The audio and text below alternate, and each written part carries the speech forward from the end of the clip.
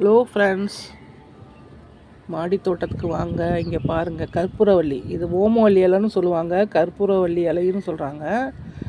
இது சும்மாவே நம்ம சாப்பிட்லாம். ரொம்ப பெருசாக காரம் இருக்காது. சளிக்கு ரொம்ப நல்லதுங்க. குழந்தைங்களுக்குலாம் ரொம்ப சின்ன குழந்தை இருந்தால் லைட்டாக வானிலையில் வச்சு லைட்டாக வாட்டிட்டு புழிஞ்சோன்னு வச்சுக்கோங்களேன், நல்லா ஜூஸ் வரும் பாருங்கள். நல்லா இந்த பக்கத்தில் இது விட்டு உட்காந்தாலே வாசனையாக இருக்கும். இது சும்மாவே சாப்பிட்லாம். இது நிறைய மருத்துவ குணம் உள்ளது.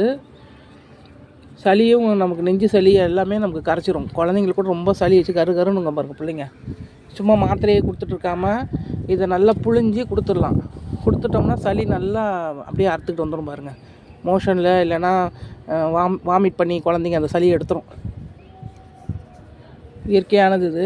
நாங்கள் எங்கள் பாப்பாவுக்கு இந்த இலை கொடுப்போம், இல்லைன்னா துளசி கொடுப்போம். சளினா மாத்திரை எல்லாம் பெருசாக கொடுக்க மாட்டோம். இதுவே ஆரம்ப ஸ்டேஜில் இதை கொடுத்துட்டோம்னாக்கா சளி நல்லா கேட்குது.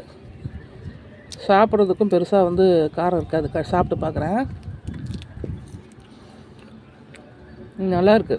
காரம் இல்லை, லைட்டாக புளிப்பும் லைட்டாக ஒரு மாதிரி ஒரு இருக்குது. லைட்டாக புளிப்பு தான் இருக்குது, பெருசாக காரம் இல்லை. நம்ம எதுவுமே இங்கே மருந்து கொடுக்காம தான் நம்ம வச்சுருக்கோம்.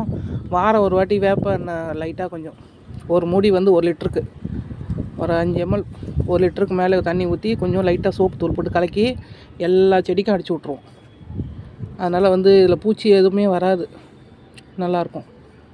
இப்போ நைட்டு கொஞ்சம் மழை பெஞ்சிட்ருக்கனால இலையும் ஃப்ரெஷ்ஷாக தான் இருக்குது.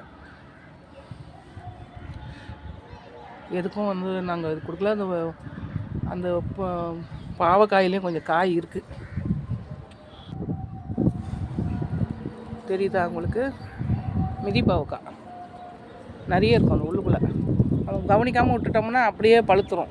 இதாருங்க, குட்டி குட்டியாக நிறைய இருக்காருங்க உள்ளுக்குள்ளே நிறைய. இது வருங்க, பறிக்காமல் விட்டுருவோம். ஒன்று பச்சை, இது க்ரீன் அப்படியே ஒரே கலராக இருக்குன்ட்டு பறிக்காமல் விட்டோம்னா அது அப்படியே பழுத்துக்கும். உள்ளுக்குள்ளே நிறைய இருக்குது. வீடியோ பிடிச்சா லைக் பண்ணுங்கள், ஷேர் பண்ணுங்கள், சப்ஸ்கிரைப் பண்ணுங்கள். நான் அந்த ஓமவல்லி இலை சாப்பிட்றேன்.